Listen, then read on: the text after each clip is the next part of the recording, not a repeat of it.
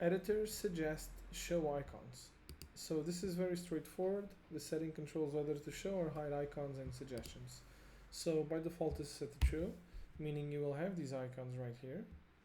If you set it to false, you won't see those icons anymore. Now I find this to be very useful, particularly because it allows you to distinguish between the kinds of suggestions, and the ones that I actually find most important are the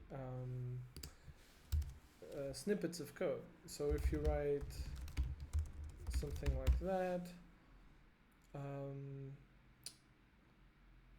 let's see, for example, and we have a few snippets here. We have a snippet here, a snippet there, a snippet there, a snippet there. And to me, it's very useful to know that these are snippets, and that if I choose one of these, they will actually be selected and add quite a bit of code to whatever I'm doing. So I actually find this show icons option in its default state to be the most useful one, which is true. So I'm going to leave it as is.